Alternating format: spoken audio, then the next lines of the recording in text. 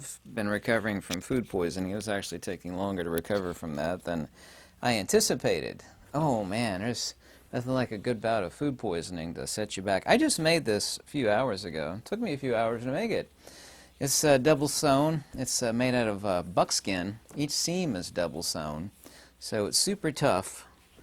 Yes, I 100% made this myself. It's even got a double flap in it for sake of security. I think I hit my microphone there. Sorry about that. I did stamp a couple hand-carved symbols on the back. These are symbols that I carved myself out of rubber stamp material. Here it is right there. So if you're interested, just send me an email. My email's in the description below. Sorry if that was a shameless plug for a buckskin bag. I picked this buckskin up from my buddies over at the leather store today. I was like, you know, that would make a perfect bag. So I love making things, especially one-of-a-kind things that you can't buy anywhere else.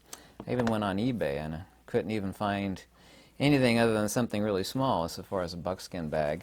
They're really soft and also too very tough. It's no wonder, for many countless reasons, why the Native Americans used buckskin for things. You know, the one thing, and I do read every comment that's consistent, and I don't mind, you know, it was someone trying to come after me, but after all these years of reading every comment, the one thing when they, you know, just start, you know, throwing, you know, brown smelly stuff at you is that they never have anything to back it up. If you're going to make a comment and say, you're wrong or I don't agree, back it up with something. They never, I mean, it's not an exaggeration, they never, ever, ever, ever say anything. They have nothing intelligent to contribute. I don't care if you reject or you don't agree or this or that, but, you know, back it up with something. They never do. I find that quite funny.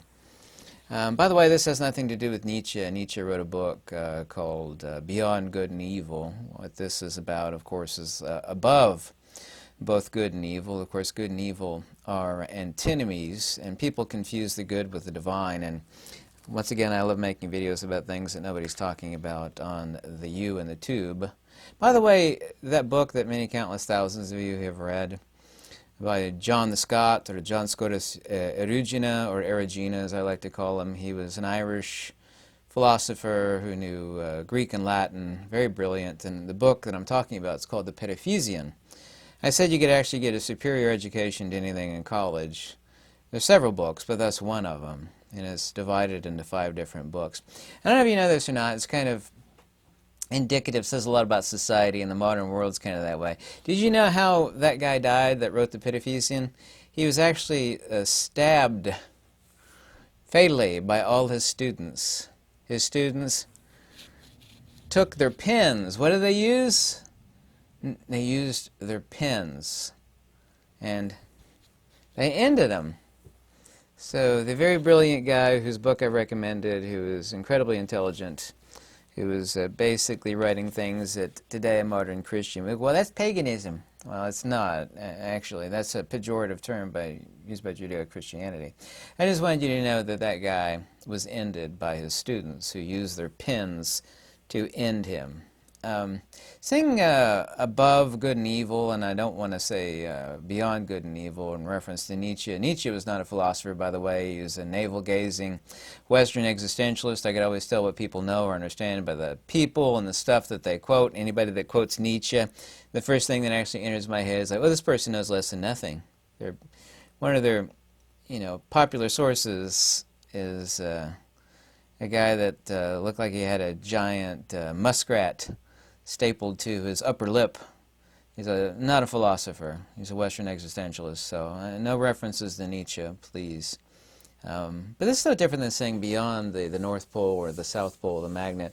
I've shown you underneath magnetic viewing film, there's this bright white line that always subdivides out polarity. I'm not really going to make any references to magnetism other than this in this video. But it's kind of the same thing because we actually see everything in nature mimicked in every other aspect of nature. You know, simplicity is divinity. And to get to the heart of the matter, to understand natural order, everything boils down to very, very simplex principles. Force of motion, inertia, and acceleration. Doesn't matter if it's centrifugal or centripetal. Everything is the opposite to rest. And people don't seem to understand this. Walter Russell actually talks about this to a great degree, and even though he himself never says it, he's referencing many thousands of places, and I recommend everybody read his book, The Universal One, which is extremely brilliant. I've digitized all his works. It's out there thanks to me. You're welcome.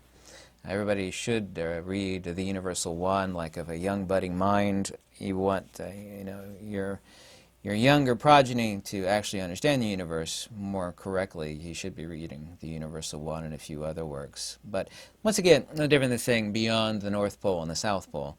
People confuse the divine with the good. The higher effects, so this is a really important point that nobody seems to think about, is that the higher affects the lower. It is never the case that the lower affects the higher. And people don't realize the importance of that statement. In ancient Pali, which I've been translating now for 25 years, the heresy spoken thereof is called Sasadavada.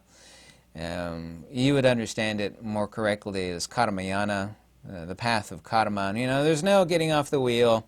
There's only good deeds and bad deeds, and evil and good, and up and down, good and bad. And those are antinomies.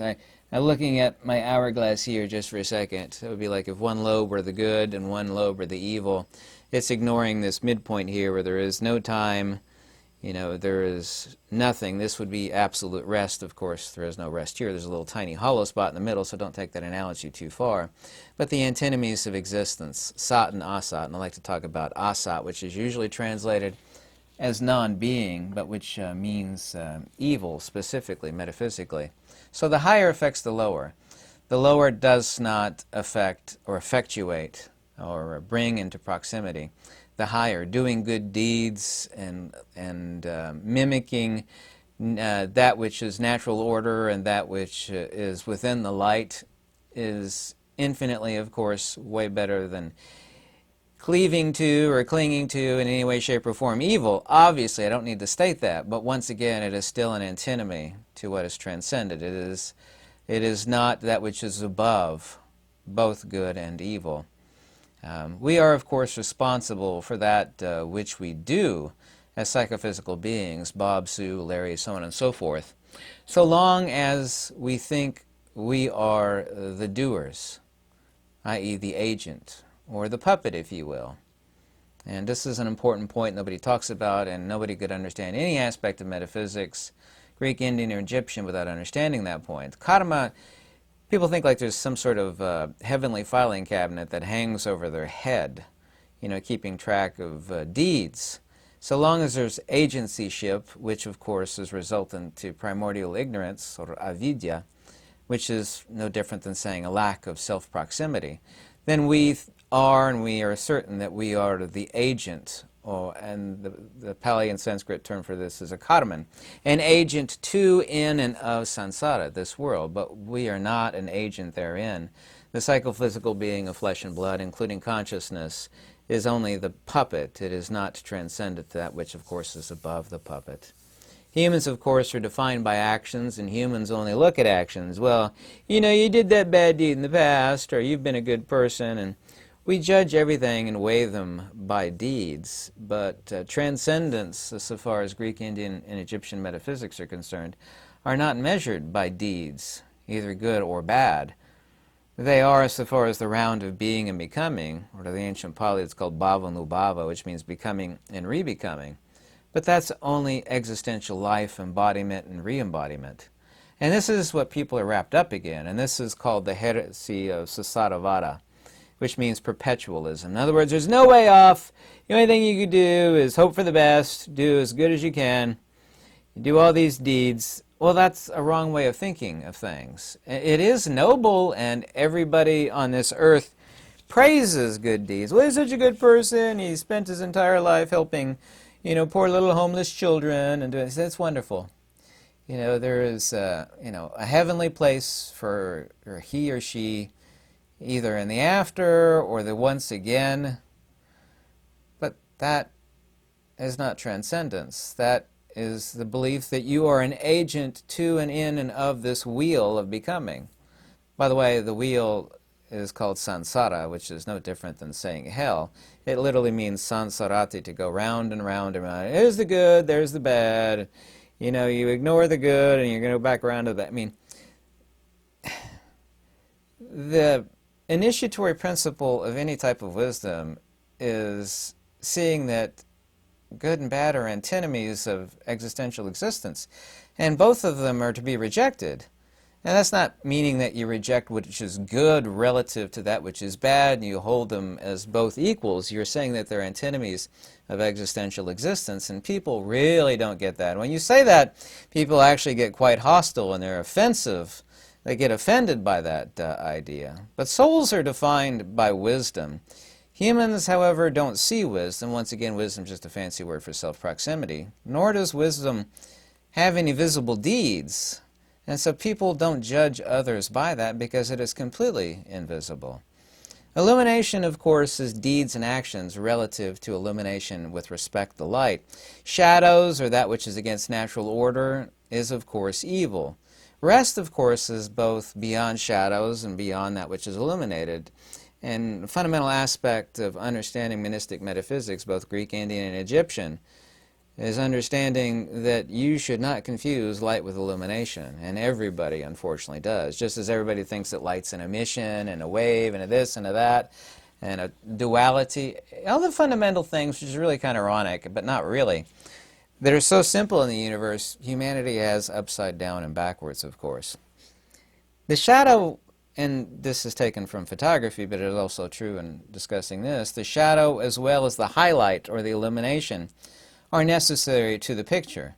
I mean, if everything were perfectly illuminated, you just have, you know, a bright white sheet of paper, like, that's, there it is. It's like, well, it's just white. Yeah, I overexposed it. Everything's illuminated. Well, there's no contrast. There's no picture there.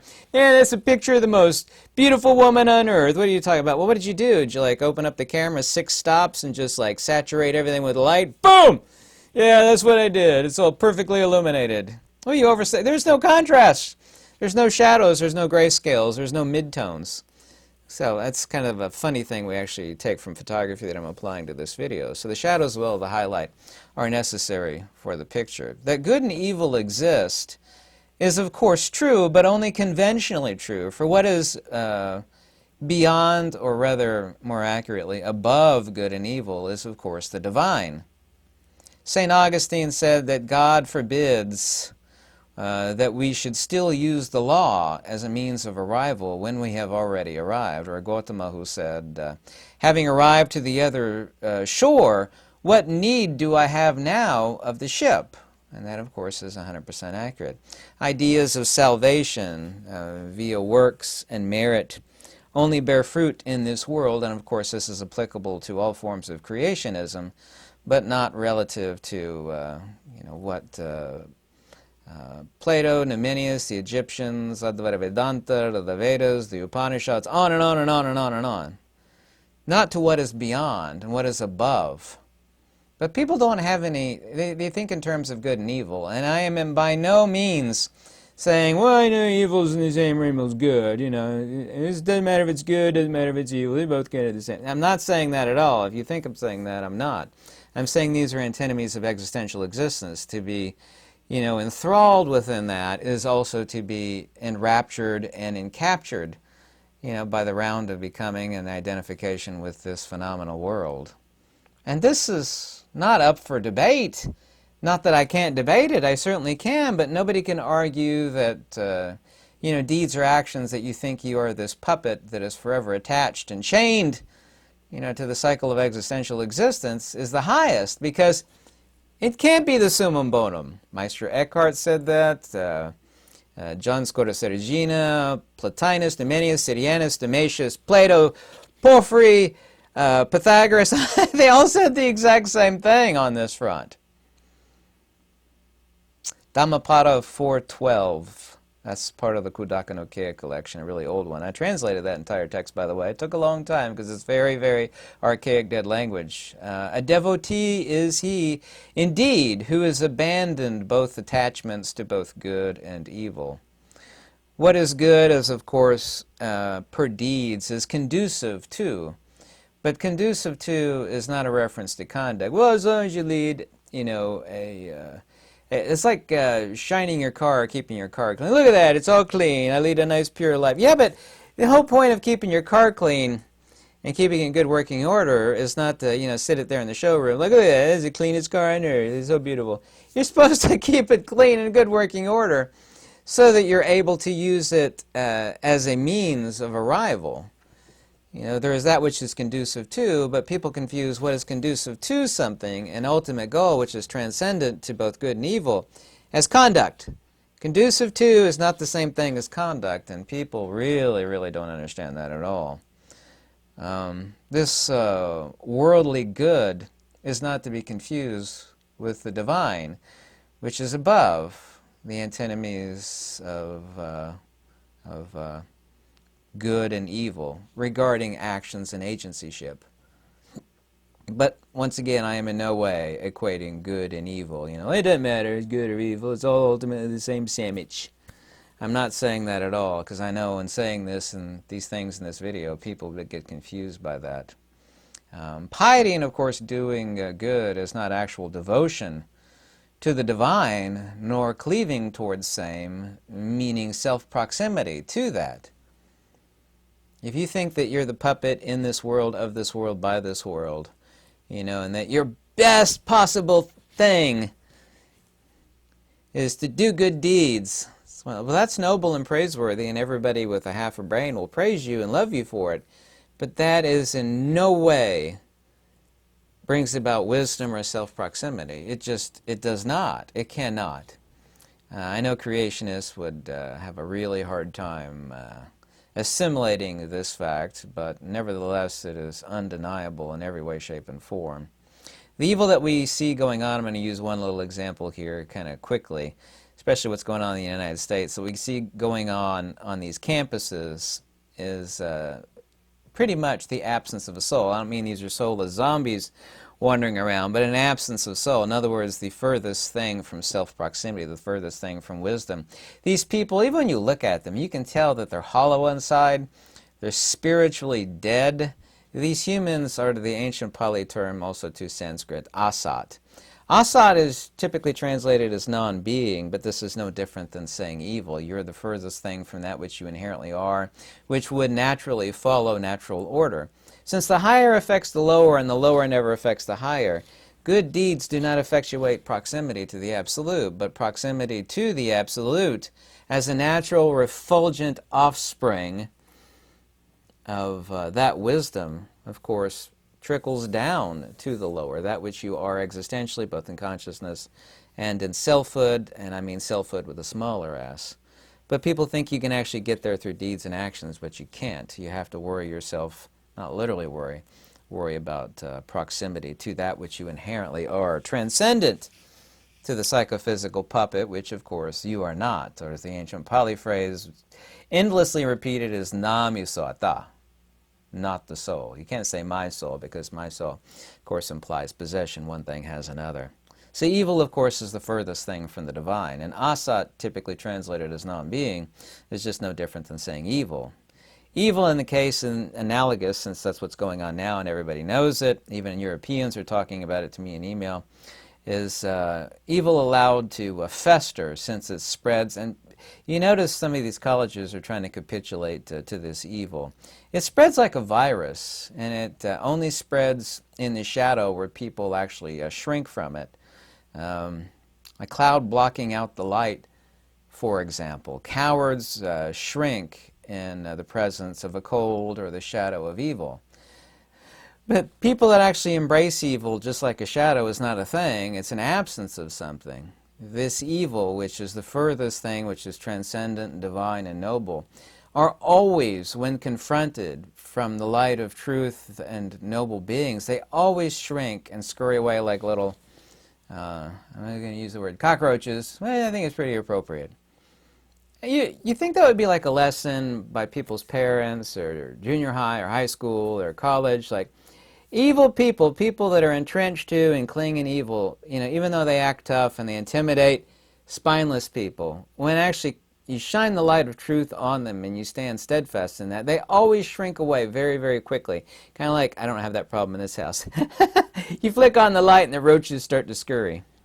It's always the case like that, from one end of this universe to the next, and people need to realize that. Well, he's so tough, and people get intimidated, but nobody should ever be intimidated by evil, because evil always shrinks. It can't stand the light of day. It never can. It lives in the shadows. It actually feeds off, kind of like roaches. Not that I have any roaches.